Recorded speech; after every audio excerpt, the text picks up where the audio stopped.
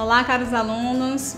Vamos hoje falar da competência 5, que é compreender a operação Just in Time. Para poder falar desta operação Just in Time, nós vamos primeiro falar um pouco sobre gestão de estoques. A função de estoques é garantir um pulmão, um colchão para que a empresa possa, dentre as suas variações de demanda e variação de consumo, atender os clientes sem ruptura. Então, o objetivo da gestão de estoques é conciliar suprimento e demanda. Vamos aqui ver uma imagem onde nós temos um exemplo de fornecimento de água e por que a necessidade de se fazer estoques nesse exemplo. Aqui nós temos a taxa de suprimento de água, ou seja, a quantidade de chuva, quanto chove, qual o período do ano em que chove. Aqui nós temos a fase 2, que é a taxa de consumo de água na cidade. Essa aqui é a taxa de consumo e essa aqui é a taxa de suprimento de água através das chuvas. Então, há essa necessidade de acomodar taxas diferentes. Chove-se uma quantidade e o consumo é uma quantidade diferente. Por isso, vem a necessidade de se fazer estoque. Como há diferença entre o suprimento e o consumo, há a necessidade de conciliar esse suprimento e esta demanda, este consumo.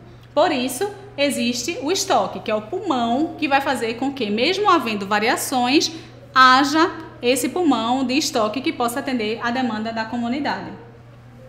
Os estoques, eles são mantidos por algumas razões e estoques são mantidos para 3 grupos: matérias-primas, materiais semi-acabados e produtos acabados. Como já falado antes, os produtos semi-acabados são aqueles que já tiveram alguns insumos beneficiados, misturados e transformados, mas ainda não se transformaram no produto final, que é o produto que vai para a prateleira, o produto que é oferecido ao cliente.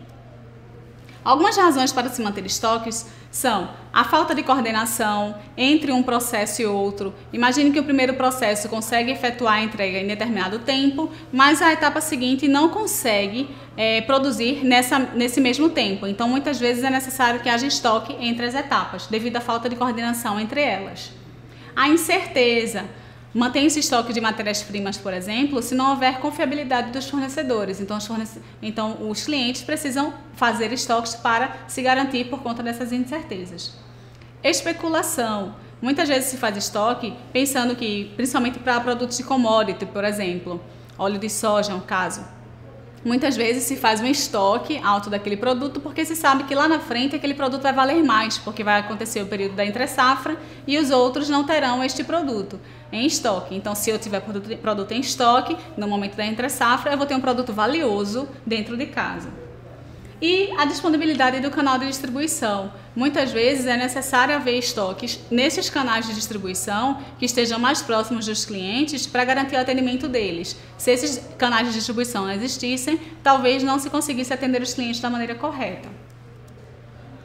Vamos agora falar um pouco de estoque de segurança com o modelo de uso de cálculo para ele, que é o ponto de reposição. Correia diz que todas as vezes que determinada quantidade do item é retirada do estoque, verifica-se a quantidade restante. Se esta quantidade é menor que uma quantidade pré-determinada, ou seja, o ponto de reposição, compramos, ou se produz internamente, determinada quantidade chamada de lote de ressuprimento. O fornecedor leva determinado tempo, que é o tempo de ressuprimento lead time, até que possa entregar a quantidade pedida, ressuprindo o estoque. Vamos ver esse conceito aqui no desenho. Nós temos aqui um gráfico de dente de serra. Pelo formato dele, ele é chamado assim. Então, nós temos aqui o consumo acontecendo, tá vendo aqui essa setinha, essa linha descendo. Quando chega em determinado momento, existe o ponto de ressuprimento. Então, é o momento em que a gente pede o produto ao fornecedor. O fornecedor leva um tempo para efetuar essa entrega. O estoque vem até determinado nível e quando essa entrega chega, o estoque sobe de novo para o estoque máximo. Veremos outro gráfico com mais informações. Aqui neste gráfico também, dente de serra, nós temos o consumo acontecendo e chega-se até um ponto de ressuprimento. O fornecedor leva este tempo aqui para fazer a entrega e quando a entrega acontece, o estoque vai ao máximo. Aqui nós temos o tempo de ressuprimento ou lead time de atendimento deste fornecedor. Se por acaso o consumo acontecer com uma variação, consideraremos essa variação 1, ou seja, o consumo de estoque foi maior. Então, esta segunda linha aqui é o que vai definir o momento em que o estoque vai acabar. nós podemos ver que neste exemplo, o primeiro exemplo aqui, o estoque só acabava neste momento aqui. Mas neste segundo exemplo, quando a variação 1 ocorre, o estoque acaba antes. Se por acaso acontecer uma variação 2, o estoque vai acabar mais rápido ainda. Na variação em variação 2, nós vemos que para se poder esperar e produzir enquanto o fornecedor ainda não efetuou a entrega, que só acontece neste ponto aqui, entrou-se no nível de estoque, que é o estoque de segurança. Então, não zerou o estoque. O consumo veio acontecendo, entrou nesse primeiro nível de segurança aqui, nível de segurança variação 1. Se por acaso o consumo for ainda mais acelerado, vai acontecer essa variação 2, o consumo vai acontecer até aqui e aí o estoque poderia zerar justamente no momento que o fornecedor fizer a entrega. O que este gráfico demonstra é que é necessário que sejam feitos cálculos de estoque e de segurança de forma a garantir um percentual de variação que seja definido pela empresa. Então, digamos que a empresa queira garantir 95% dos pedidos que forem feitos pelos clientes, independente de variações. Então, se o indicador é tão alto assim, a empresa vai precisar ter um colchão maior, vai precisar ter um estoque de segurança maior, porque se acontecerem variações de pedidos desses clientes, ela vai precisar ter estoque para atender tais variações. Aqui nós vemos, neste outro gráfico dentro de Serra, a diferença entre entregas grandes, ou seja, entregas de lotes grandes para os clientes ou o recebimento dos fornecedores e entregas de lotes pequenos. Lembramos que o Lean sugere entregas de lotes menores para que haja menos estoque, redução de estoque. Aqui nós vemos que temos um nível de estoque mais alto e as entregas ocorrem em grandes quantidades. Vemos aqui um estoque mais alto, desce, estoque mais alto, desce. Neste caso aqui, nós temos grandes entregas. Então, lotes grandes levam um menor número de exposições à falta. Por quê? Porque se eu tenho um lote grande, à medida que essa quantidade de estoque vai caindo, é que eu vou me arriscar até a falta daquele produto. Se eu tenho lotes pequenos, então, mais momentos eu vou ter riscos de ter falta desse estoque. Aqui no gráfico menor, que vocês veem aqui dentro de Serra um pouco menor, nós temos um nível de estoque menor, o que exige, para se evitar essa falta de produtos, que as entregas ocorram com mais frequência. Então nós vemos só uma bola grande aqui de entrega, que também poderia acontecer nesse momento aqui, e bolas pequenas aqui, que são momentos de entrega já mais frequentes, já que a gente mantém estoques menores neste segundo exemplo.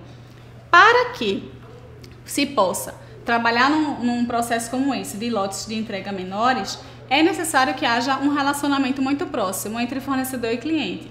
Porque, como eu já falei, com o uso de lotes menores, com o uso de menores estoques de segurança, o risco de ruptura é maior. Então, precisa haver uma maior confiança entre fornecedor e cliente para implantar esse processo. Vamos aqui ao conceito de curva ABC. Vemos nesse gráfico que os itens que estão aqui nessa área são em menor número. O que isso quer dizer? Que os itens que formam essa região A são poucos itens, mas são itens muito importantes. Essa curva ABC, ela segue a regra de Pareto, que diz que 20% dos itens em quantidade costumam representar 80% em valor do que se mantém nos estoques. Então, vemos aqui que na região A nós temos poucos itens, mas que são itens considerados muito importantes. Na região B, nós temos itens de importância média e em maior quantidade do que os itens que ficam na região A. E na região C, nós temos muito mais itens do que se tem nas curvas A e B, só que são itens menos importantes. Como se nós estivéssemos vendo aqui nessas peças, itens da região A e itens da região C. Nós temos aqui itens curva A, que são itens grandes, ou seja, itens de grande volume, mas temos apenas 4 itens.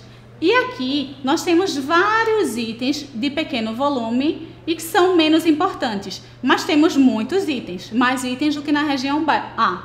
Então, na região A, curva A, temos itens de pouca quantidade, poucos itens, mas em grandes volumes, e na curva C nós temos muitos itens, mas em pouco volume ou menor importância. Um ponto muito importante a ressaltar na gestão de estoques e que também faz muita diferença na operação Just in Time é a acurácia dos estoques.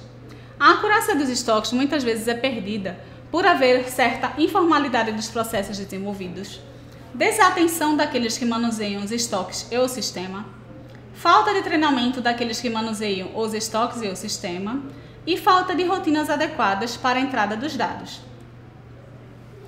Vamos agora ao conceito de Just-in-Time, conforme Slack. Just-in-Time é uma abordagem disciplinada que visa aprimorar a produtividade global e eliminar os desperdícios, como já falamos de desperdícios antes aqui. Ela possibilita a produção eficaz em termos de custo, assim como o fornecimento apenas da quantidade correta, no momento e local corretos, utilizando o mínimo de instalações, equipamentos, materiais e recursos humanos. O Just-in-Time é dependente do equilíbrio entre a flexibilidade do fornecedor e a flexibilidade do usuário. Como falamos antes, para a implantação de qualquer ferramenta do Lean que envolva clientes e fornecedores, é necessário haver desenvolvimento de uma parceria conjunta entre eles. O Just-in-Time é alcançado por meio da aplicação de elementos que requerem um envolvimento total dos funcionários e trabalho em equipe.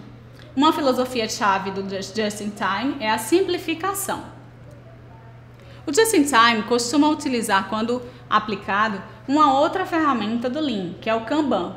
Kanban, em japonês, significa cartão. Então, o Kanban, um sistema de Kanban é um sistema de utilização de cartões para a gestão de estoques de forma visual. Reid e Sanders falam que, com frequência, um cartão Kanban apresenta informações como o nome do produto, o número da peça e a quantidade que precisa ser produzida. O Kanban é anexado a um recipiente.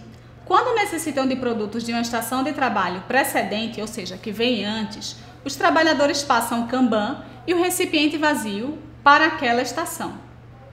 O Kanban autoriza o trabalhador da estação anterior a produzir a quantidade de bens especificada no Kanban. Na verdade, o Kanban é um registro de autorização de produção. Nós vamos agora ver um exemplo com o uso de peças de como funciona o Kanban. Vamos agora ver tudo isso que a gente viu do funcionamento do Kanban no slide, aqui com um exemplo bem simples. Digamos que nós temos aqui uma estação de trabalho com o operador vermelho e uma outra estação de trabalho com o operador azul. O operador vermelho precisa de peças que são produzidas pelo operador azul para poder começar o seu processo. O operador azul, por sua vez, só fornece peças para o operador vermelho acompanhadas do cartão Kanban. Então, digamos que agora começou o processo. O operador azul vai fazer o fornecimento de uma peça com o cartão Kanban. Então, o operador vermelho recebeu o produto, que é o cubo mágico, com o cartão anexado. Quando este produto passa a ser consumido, o cartão é liberado.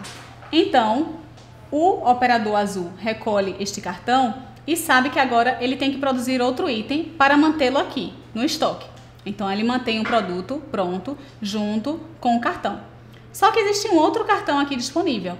Então, se há cartão disponível, significa que o operador azul está autorizado a fazer o produto. Então, ele pega insumo, faz um outro produto e o deixa disponível. É aí o momento em que o operador vermelho necessita daquele cartão que ele tinha deixado disponível aqui. Então, o produto vem para cá e o cartão está aqui. Se há um cartão, o operador azul sabe que pode produzir outro item e efetuar uma entrega para o operador vermelho. Então, ele vem para cá, o cartão volta para o operador azul e o produto vem para o operador vermelho, disponibilizando o cartão novamente. E assim por diante. Para o operador azul, ele só pode produzir quando ele tem esse cartão nas mãos. O operador vermelho também, se houver uma etapa anterior que disponibilize cartões para ele. Então, o cartão, que é o Kanban, é o direcionador da produção. Apenas através da circulação de cartões, as pessoas sabem quanto e quando elas devem produzir qual produto. Agora, alunos, vocês vão assistir a um vídeo que trata da filosofia Lean e, mais especificamente, da operação Just-in-Time, com um exemplo um pouco mais complexo do que o que vimos aqui.